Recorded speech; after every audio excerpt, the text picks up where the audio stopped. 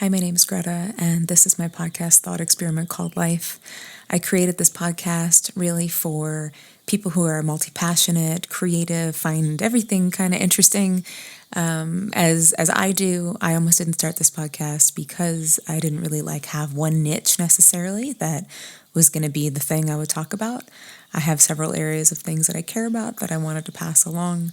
I really believe in the power of sharing our stories and sharing resources. That's just kind of like the person that I've always been. Like if you were a friend of mine or met me at my gym or something like that and we were chatting, I most likely would want to pass something along to you as just, I guess that's my love language. So this is me and my little love note to anybody who happens to find this podcast. I hope that you find something that serves you well. So I do talk about a range of topics. I most recently have been really talking a lot about mindset. My background is that I'm a professional musician. I sing, I compose, I do all of that. That's my creative music side. I obviously do this podcast. I have my master's in nutrition and herbalism, and I got that after living, it's a little over 20 years now with chronic Lyme disease. It's well managed at this point, but about 10 years in, so I got it when I was 20 something, and about 10 years in, I went and I started my master's for herbalism and nutrition, specifically because those are the things that really brought me back to health. So I want to share some things about that. That's actually what today's podcast will be about, in that realm, at least in that topic. So, and then also I trained jiu-jitsu, I've trained martial arts, I trained Krav Maga, so I've trained martial arts most of my life. I taught self-defense for a portion of it. I'm very passionate about the beautiful benefits that come from training in martial arts, but also, the self-defense side of things for women and anybody who's at a disadvantage. So I will talk about those things too pretty soon. But I got a question from somebody that I've known for a while, and it's a biggie. I'm not going to lie. I'm definitely I know what I can share, so nothing that I'm saying is medical advice, obviously. I'm really going to share my point of view almost as if it were me, I were making the decisions for myself. So this person wrote about how they are a year and a half free in cancer remission and experiencing tremendous chronic pain still. And I believe they also were assaulted after that, which is I'm so sorry that you went through that. I don't even know how to wrap my head around that much to deal with. So I really appreciate you reaching out. I hope that I can offer some kind of insight and new ideas maybe to help along your journey with this. So like I said, a year and a half cancer-free, still having tremendous pain issues, trouble sitting and standing, sometimes can't walk, it just hurts to lay in bed. So they wanted to know any dietary, exercise, herbal ideas that I could offer. They've cut out carbs and working to phase out sugars other than fruits. Do not like taking the pain pill because it's an opiate, understand that. And we'll take one when they absolutely can't take it anymore, understand that. So yeah, that's it. It's so tough to go through. I was on pain meds for a while for Lyme disease. It was kind of the only, before I got into herbs and nutrition, it was, really the thing that was available, right? That was really the only answer that we had. And getting off of them, I wasn't on a tremendous amount, but still, it was more about building trust with myself and being okay with having some of the pain, trusting that it wasn't going to get just worse and worse and worse, which is what it would do typically. So, as I integrated some other modalities, I was able to wean off of it. And I haven't taken medication in forever, and I don't really have, knock on wood. I don't have pain like that anymore, thank goodness. So I'm going to try to offer I'm basically, like I said, I'm going to offer the things that I would do. And I'm very principle based in the way that I do things, whether it's martial arts or whether it's herbalism. It's kind of how do we get to the root and how do we address the lowest hanging fruit? Let's put it like that, and kind of conceptualize that throughout. So again, not medical advice. I'm sure I'm missing some things, but I'm gonna go with the things that I feel like are the lowest hanging fruit and the loudest there. I hope you guys don't mind the birds in the background, slash some of the planes. Our barn swallows are back and they're looking for their new homes, and I really like to hear them. So I know bird songs are healing for all of us. I hope that you like them too. That's kind of how I roll here with the birds. So, okay, so first thing to talk about when it comes with pain, like I don't know specifically, what kind of medications you're taking, what your diet actually looks like, what modalities you've taken there, like, and all of that. So I would recommend first addressing the nutrition side of things and really getting like super clear about what that looks like. And there are like, for instance, I work for a company called Thrive, and they do functional medicine, they do chiropractic work, and they do functional movement. So they do like the body work, and they also have like dry needling and things like that. But the functional medicine side of things in particular, so my job really, I interview patients, and I get their stories, and I share them. And I don't work with them right now in a clinical sense. I really just just as an aside, I just got my master's and really realized that seeing people back to back, I'm not really built for it like that. I'm built for teaching. I think that's my thing, is I'm built for teaching. However, when I do these interviews and when I see the work that they're doing, like I understand, what tests you need to have, like what kind of markers and what things you're going to be looking for in terms of being able to get to the actual like foundational side of things. So when we have all that to say, when we have inflammation in our body, that's going to be really the culprit that we want to try to address. So my suggestion is to look at wherever you can to reduce the inflammation in your body. And we hear a lot about this. That sounds very like, like I've heard that a billion times. But specifically, what I would say is look for something like, so you find somebody who's like functional medicine, who really is going to like get into the weeds with you when it comes to your data, your labs, and all of that. And you want to look at things like, most doctors will test for CRP, C-reactive protein, which is an inflammatory marker. But there are other markers that you'll get more in the weeds with a functional medicine doctor as well. So getting an idea of your labs in an integrative sense, like to get all of the markers that you can.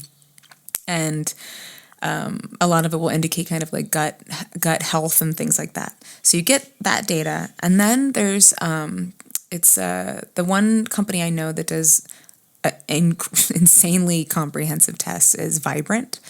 And they do a 2 different tests. If you look up, I think it's let me check actually exactly what it is. Okay, so the tests are Vibrant Wellness is the company, and there are just like a food sensitivity test complete, and then there's a profile 1 and profile 2. They also test for things like additives, if you want to get like specific into wheat and soy and eggs and corn and all that stuff, whatever. Those are like the specific ones. But if you do the complete, you'll just test everything. And so, of course, you can do elimination diets. That was basically how I was trained, was to have people do elimination diets. And I think there's a lot of value to it, especially if you don't have the resources to get the testing done. They can be expensive, but the information is so invaluable, especially if you're in like a chronic situation like this, right? So let's say you are eating all the healthy things, but spinach bothers you. Like this could be, your body could be so reactive to things right now that something like random, right? Obviously like nuts and things like those things are more common, but something random could be inflaming you, and there could be a couple of them, right? So even though they're healthy, like eggs are good for you, but maybe you're having a reaction to it. And it's not that you would avoid these things forever. It's just that you would avoid them long enough for your body to be able to heal, to like your gut lining to heal. You would focus on the gut lining healing portion of things, and then you can reintroduce those foods. But when you start taking out the things that are bothering you and inflaming you, you're going to start to reduce the inflammation in your body overall and reduce your pain. This isn't something that would happen overnight necessarily, but it may happen pretty quickly, and it may take a few months or so.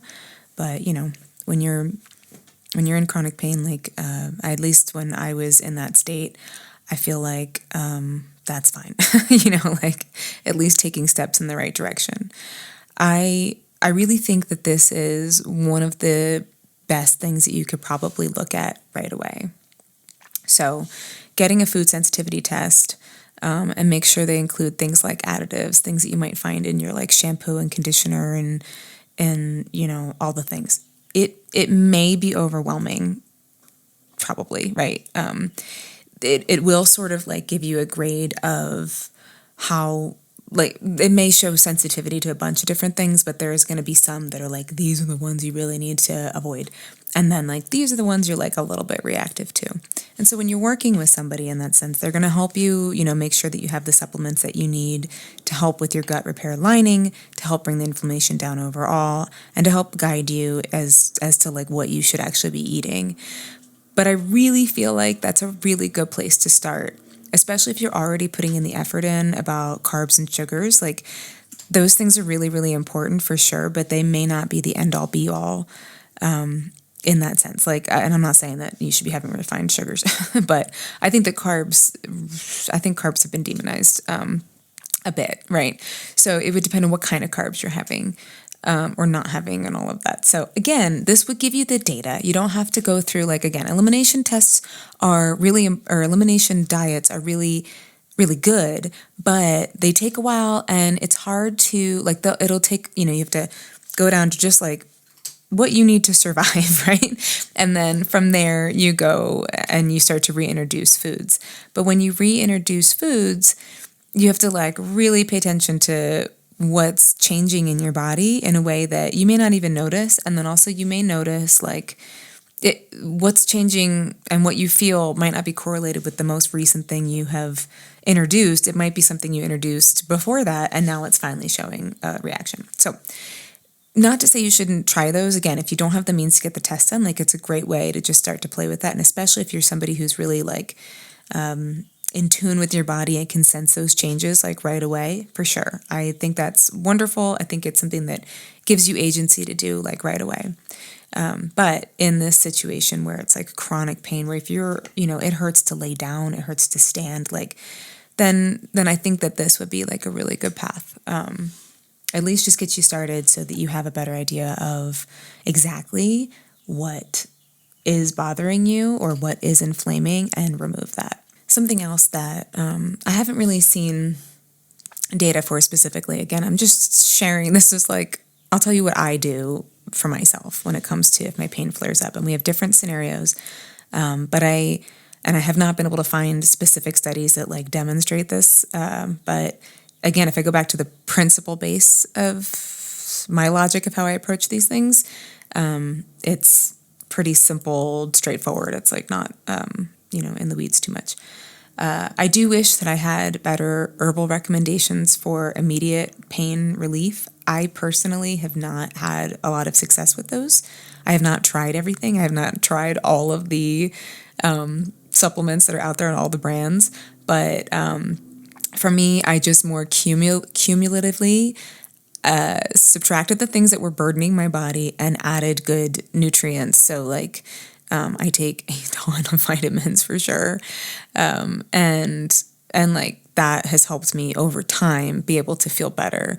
I do take ibuprofen, occasionally if I'm having like a lot of joint pain and there's something I need to do, or if I'm going to go train, but I can just tell it's like, a Lyme joint pain. It's not like I need to rest. I mean, I probably need to rest, but, it's not like it's not an injury is what I'm saying. So, occasionally I'll do that, but I really do rely a lot on my supplements in that sense. However, that being said, that's just me. I have seen tremendous amount of data for things like CBD, for things like curcumin, for things like ginger. Those things especially turmeric and ginger, I do have them in my diet all the time, so I think they are helping, but I have not personally had the experience of being like, oh, I hurt, and let me take that, and then I just feel like I took an ibuprofen or something. I haven't had that experience. And again, please, if people have had different experiences, please say it below, because like I think that's just my experience. I just like to be transparent about what I'm saying. So boswellia is another plant that is used for like more of an immediate pain relief. I think I need to try a better brand of that. That's something I like keep wanting to come back to and find like a better brand. I feel like I didn't like go hard enough on the brand that I was using. So that's one I would definitely check out too. And that might be something that you can use before an ibuprofen or before then taking your pain meds. Obviously, talk to your doctor about all of these things. There's no medical advice. So there's just things to think about. The one thing that I do with Lyme when I get a lot of pain, and again, this may be very specific for Lyme because you have spirochetes, you have parasites, you have all that fun stuff. And I can feel when I'm having like a Herx reaction for some reason, or if things got activated. That's the only way I can really explain it. I can feel my joints get very inflamed, my feet hurt. There's just like a general, I feel my body feels literally like it's being, burdened by something, right? So artemisinin is something that is specific for Babesia, which is a co-infection for Lyme disease, Babesia is like a malaria-like parasite. Artemisinin, Artemisia, wormwood, that's all the same thing. That's what's used in to treat malaria, but naturally. So that's something that I definitely, and that tends to cause me a lot of pain. With that though, what I discovered is when I would take it, I generally take NAC, N-acetylcysteine, which is a huge part of our detox pathways. So, and it can be low. It's a precursor for glutathione. So basically all that to say is that, taking NAC, I'm like, Google, how many benefits? I could probably will do a whole podcast on NAC. If you are trying to get over a cold or sickness or something and you up your NAC like at least 600, maybe like 1,200 milligrams a day, you're going to be able to clear that a lot faster. But also it's just good for your body overall. And again, it's supporting your detox pathways. And I know there's been like so much about like detox and blah, blah, blah. We have pathways in our body. Our body is literally like filtering through all the things, right? All the good things, like all the nutrients that we need and all the bullshit that we come into contact with, right? So it's filtering all of that and processing it and eliminating and sometimes getting stuck. And in my mind, I'm gonna be really like simplified about this, but in my mind, it's like when our bodies get burdened with too many things to process, that's, at least for me, how I feel when things start to inflame elsewhere. It's like they're at the bottom of the list here, right? So, my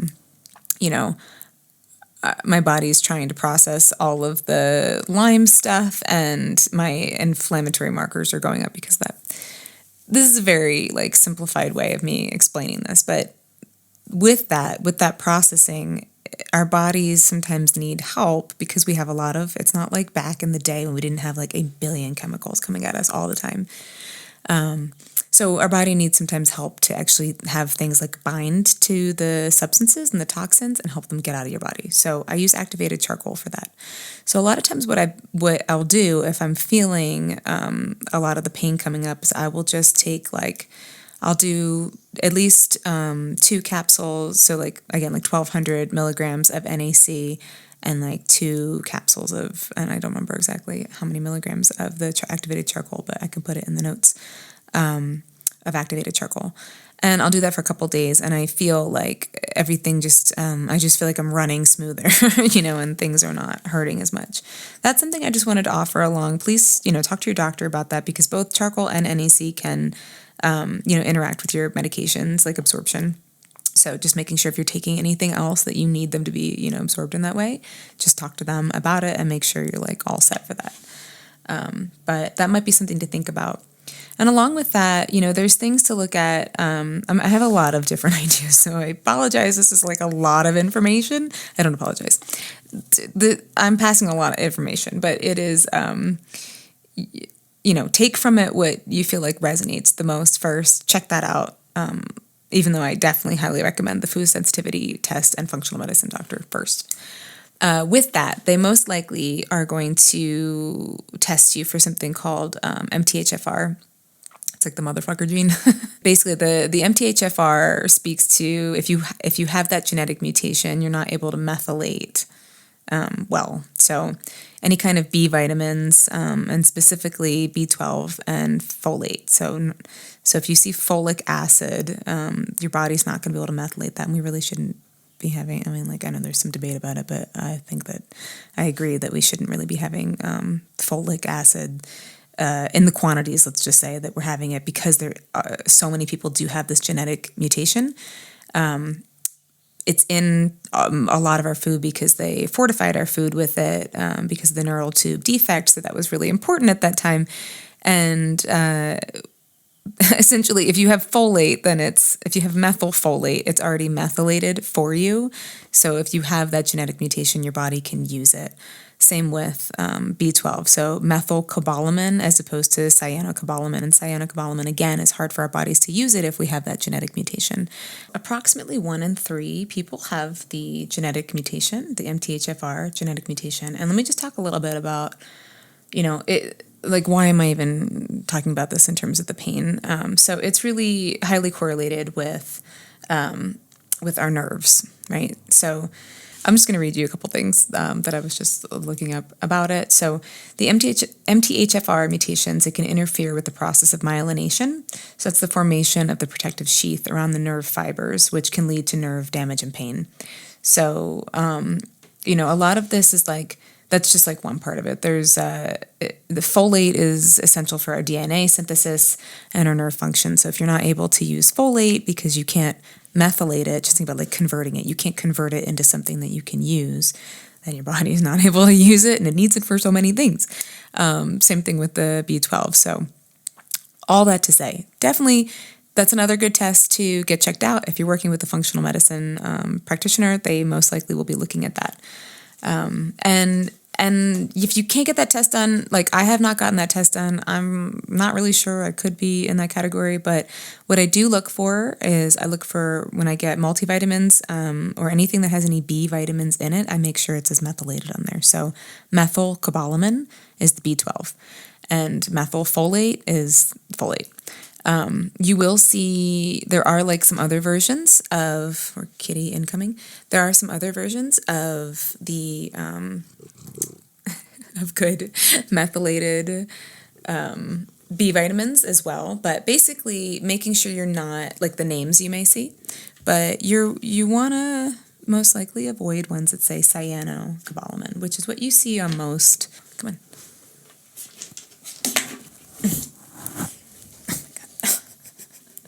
This boy. Sir, what is this? Can you just sit down? Can you just sit with me here? Just sit with me. Just sit with me. Just sit. Oh, yeah. I got the lap. There we go. Come on. Hang out. So if you are, looking for a multivitamin, just make sure it has methylcobalamin or methylfolate. That's kind of an easy way just to do that. Also, like pretty much all of the energy drinks, or anything like that, even just like vitamin water and, anything you're going to find kind of at your like standard store just out in the world. You're driving cross country, you're driving like a road trip and you have to stop at the gas stations or whatever and get a beverage. It may have cyanocobalamin in it because they often do. They fortify, I think people like put B vitamins in there.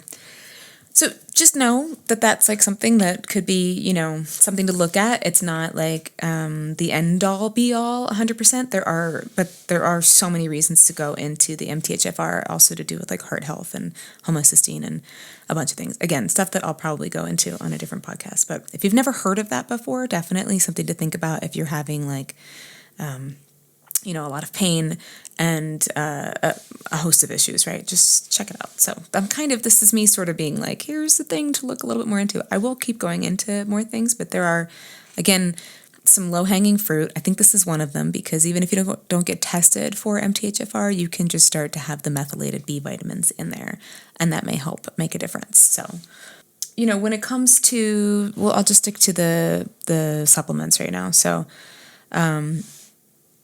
NAC is something I would have in general all the time. I'm going to name a bunch just so you know. Like, I don't know if you're already on, or whoever's like watching, if you take a ton of supplements like I do.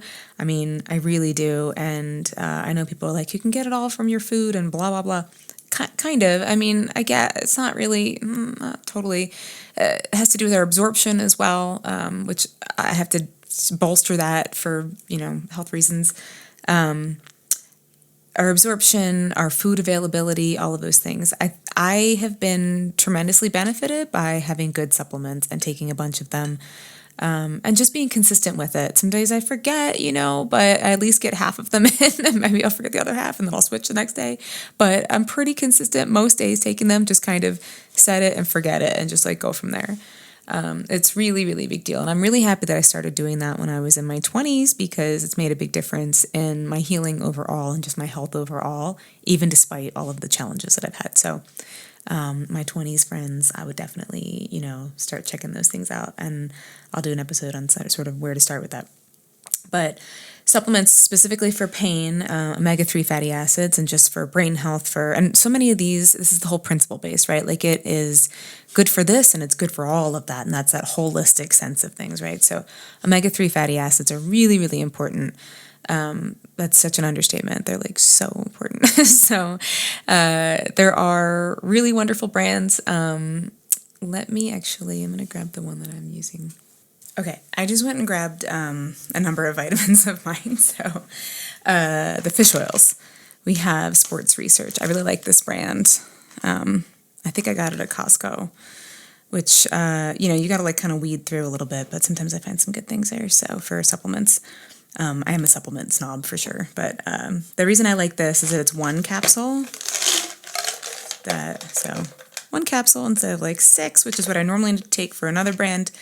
But you have like total omega-3 fatty acids. You have a little over 1,000 milligrams, which for me is where I like to be, either 1,000 or 2,000 milligrams. Of course, you need to talk to your doctor about these things, because if you take that much and you're on anything like blood thinners or anything, you can have some major issues. So, or if you're having surgery or something like that. But in terms of pain and brain health, specifically for me, I've also had a bunch of concussions and things like that, and just like cognitive support. I like to take 1,000 milligrams or 2,000 milligrams, depending on how foggy I might be feeling that day. I actually do like these a lot. I was talking about B vitamins. As much as I wouldn't think that these would be, up to snuff in that sense, they are. And so it's way too small for me to show you, but it's a good multi. There are some omega-3s in here. A little bit, but it's got, it's a good multi. It's a nice multi, especially if you, like, I sometimes have a hard time swallowing all the supplements. So like, there's a liquid omega-3 from Barlean, and I love that one. It tastes like dessert, but it's good for you. But it comes in a ton of different flavors, and I cannot tell, it's so yummy. The ratios are really good too. Just for the price point, this was better. So yeah, so I just went with that, like, budget-wise right now, but I love Barleans as well.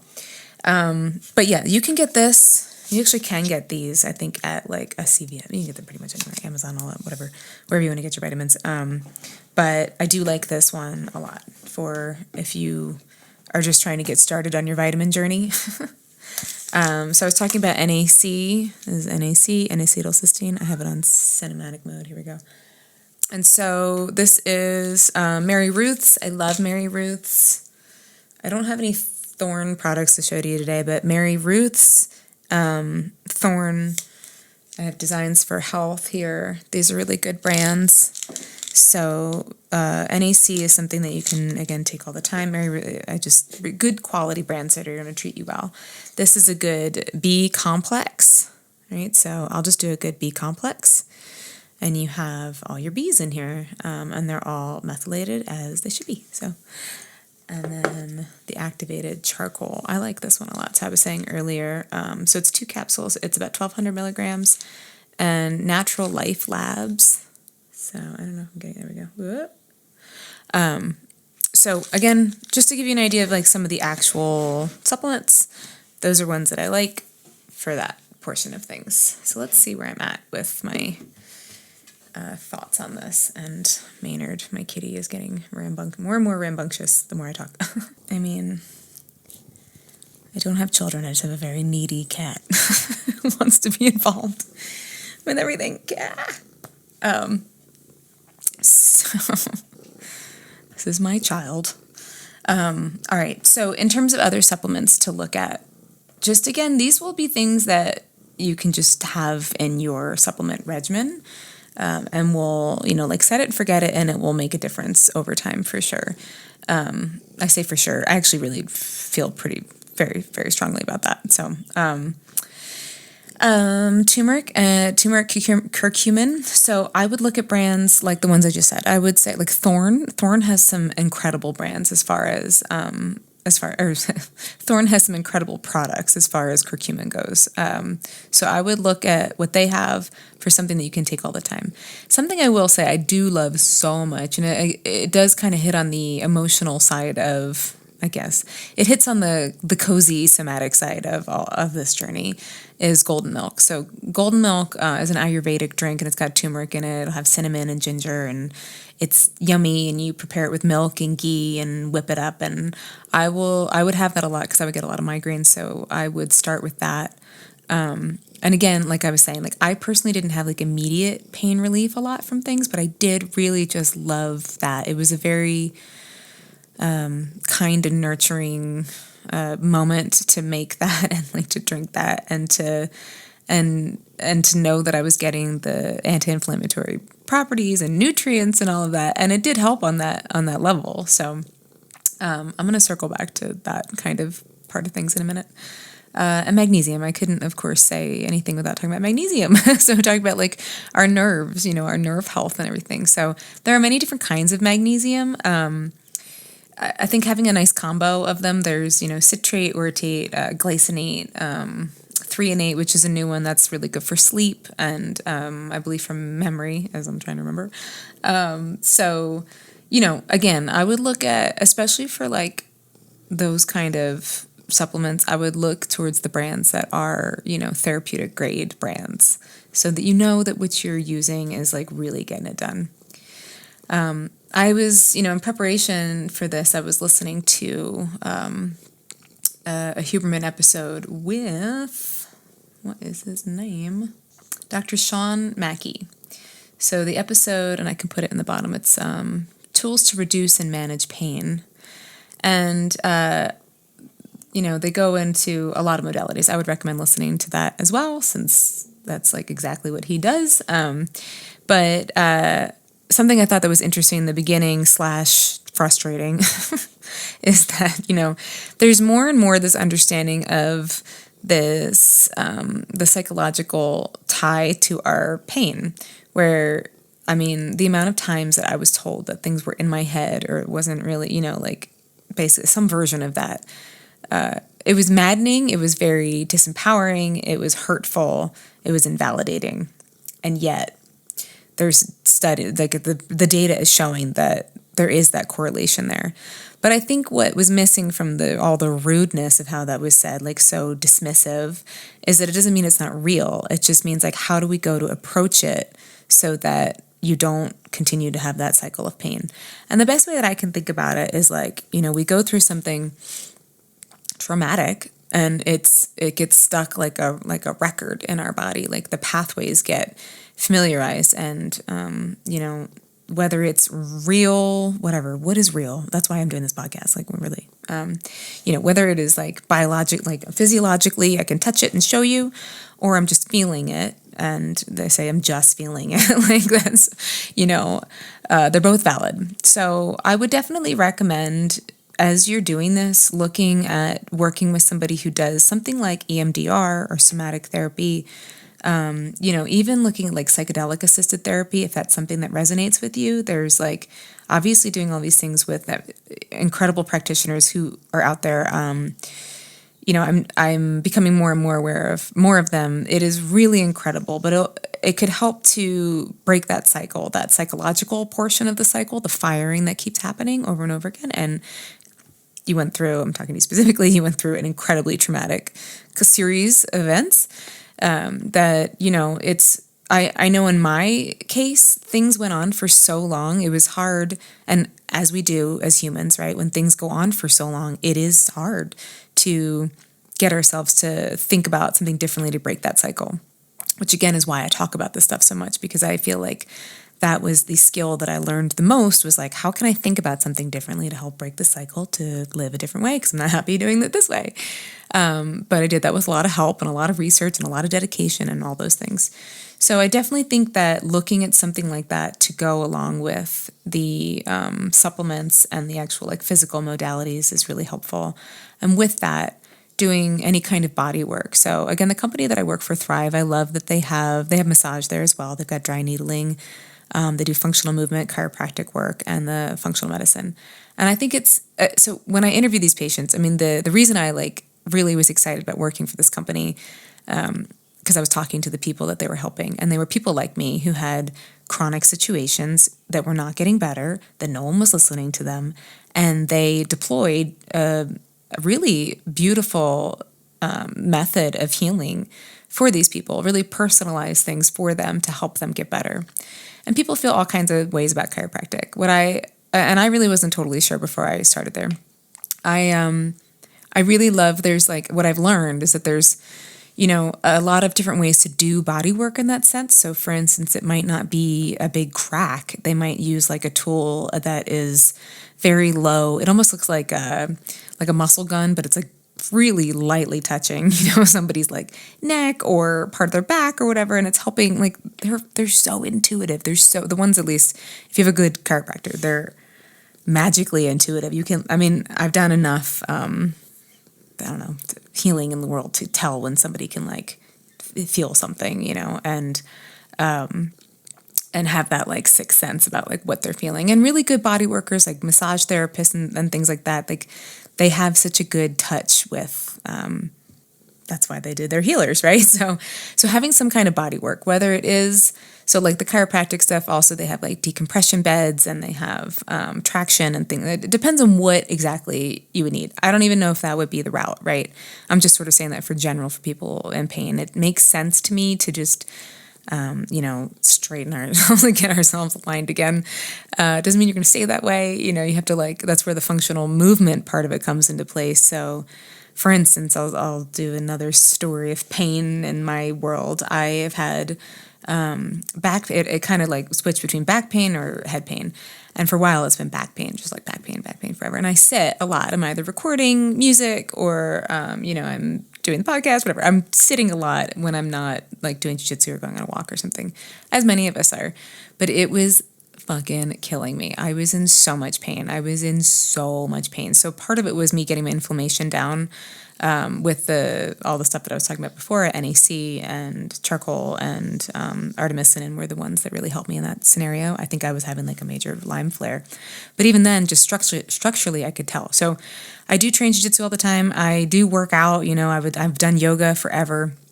My sister started raving about Pilates, and I was like, okay. And she kept telling me about it, and she was like, you don't understand, it's amazing.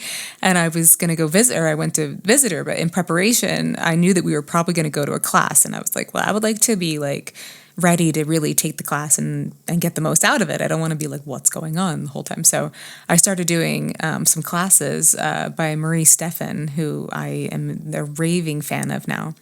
So the reason I'm sharing this story is that I started doing 30 minutes a couple times a week, and my back pain's gone away.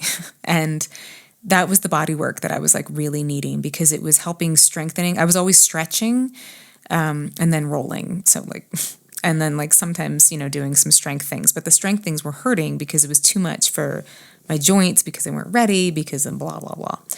But the Pilates side of things was just gentle enough and just vigorous enough to engage my muscles in a way to support my body. And I have not, knock on wood, had back pain in months now. And I feel stronger. I just feel better.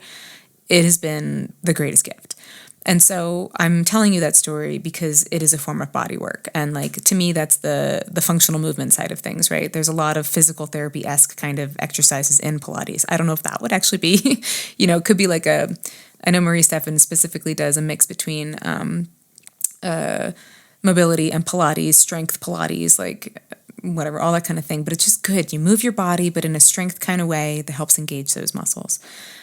So for anybody who has like pain in that sense where, that might be something to look at, and you just do it as you can, like that's just, all of this in this journey, when you're really just at your fucking end of your rope with these things, just be very gentle with yourself as you add things in and just think of it as like a little experiment, like see how it feels to get better.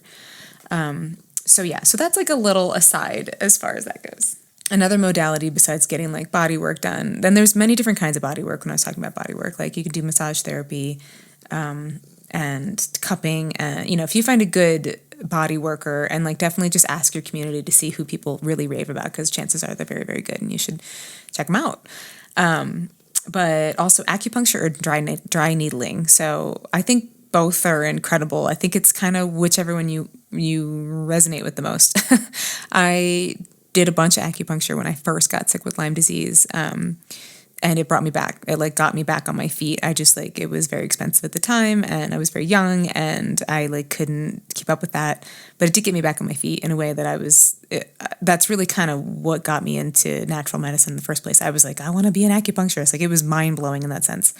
I have a few friends who do dry needling. If you, the interview with Erin Reese, if you go back, she actually does dry needling. So she talked a little bit about it in that episode. And then one of the doctors over at Thrive, he does dry needling. And it's so interesting. Sir, no. Come on. Please don't go that way. You're going to fall off. Maynard. You're such a fucking goofball. Come here. I'm sorry. Just hang out with me. Hang out with me. So yes, so dry needling is really, really super interesting for pain relief as well. Definitely another thing I would check out. Let's see what else.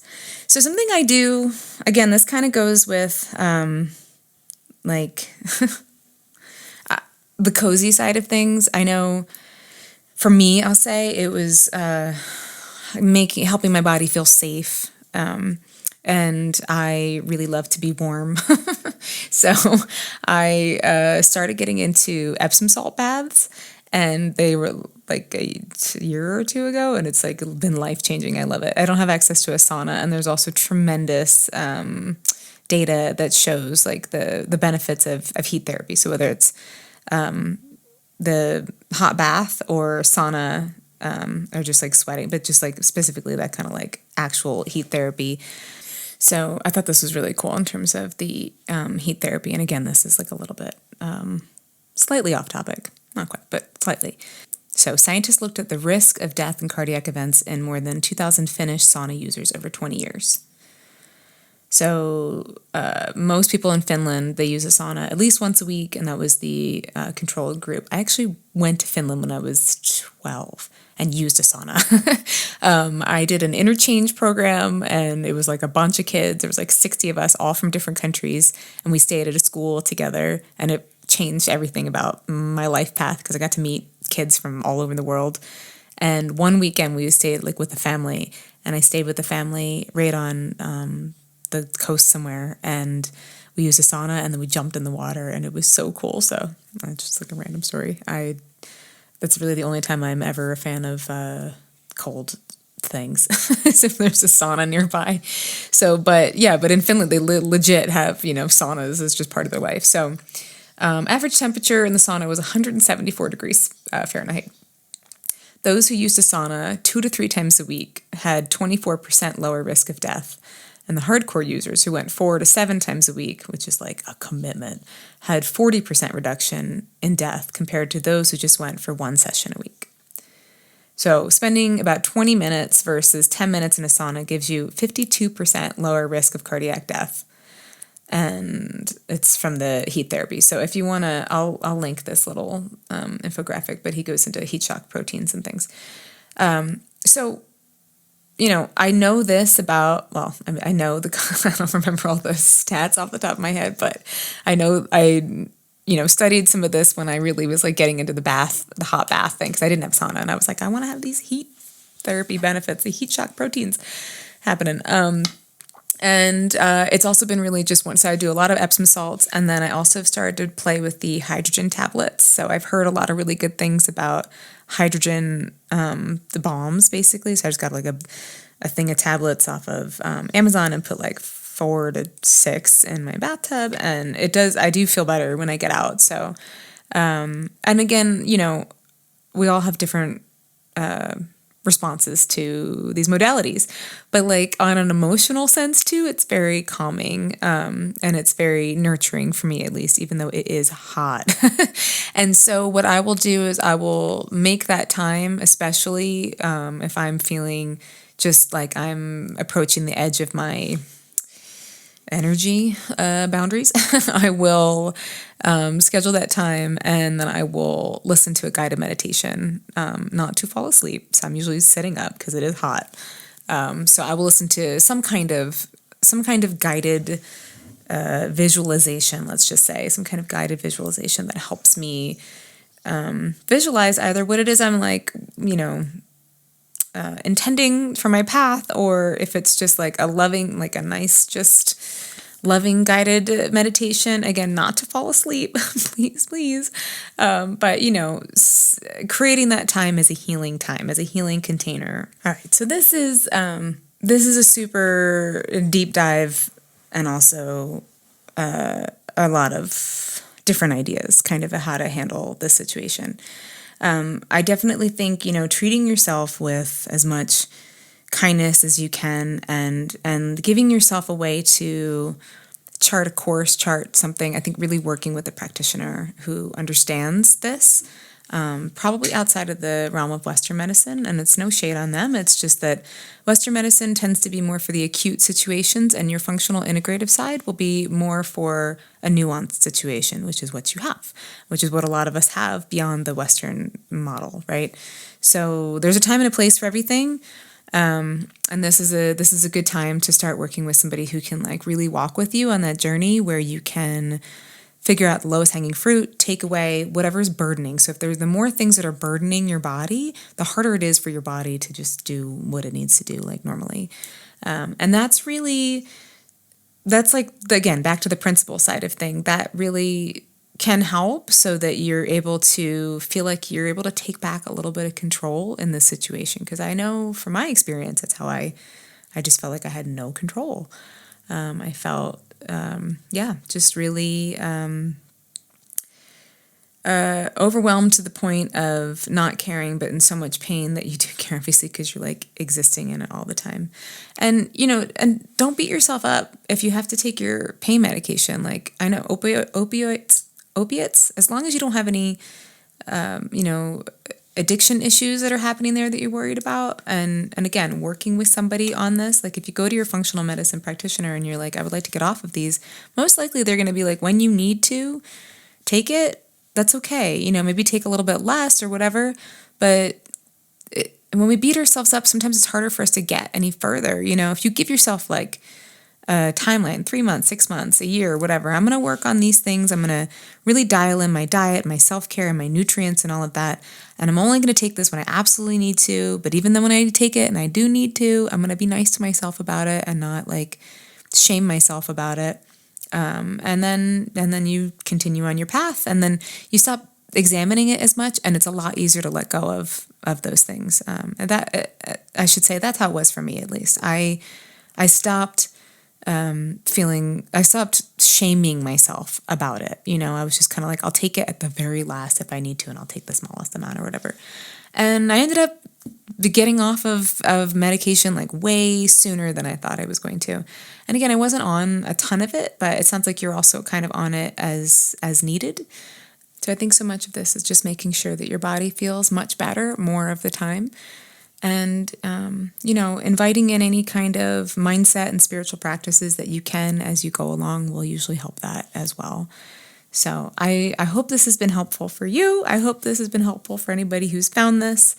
And again, this is not medical advice. This is very much my own personal experience mixed with my education and just applying like principles of our biochemistry. So our body is supposed to work in certain ways when it has what it needs. And so much of being able to fulfill our nutritional needs is just going to take, your body's going to be able to function the way it's supposed to function. And working with any kind of integrative practitioner, they're very much trained in helping to remove the things that are in the way of your healing so that you can heal. All right, so I hope this has been helpful. And if you guys have more questions about specific things like this, I will obviously do my best to answer. And if I can't answer it, I will just try to point you in the direction of someone who I think can. So I'm really just here to help be a bridge and help connect people to information that maybe they would have maybe just came across my podcast, and or maybe we know each other and you've never heard this before, and I wanted to pass this along. So however it reaches you, I'm just really happy that it did. So if you enjoyed this, please rate it or leave comments and share it with whoever you think might need it. I'm sure I missed some things, and I can always circle back to these topics again if you have further questions, if there's somewhere you want me to go a little bit deeper. But I hope this finds you well. That's not an email. I hope that you are well. And thank you for being here. Until next time.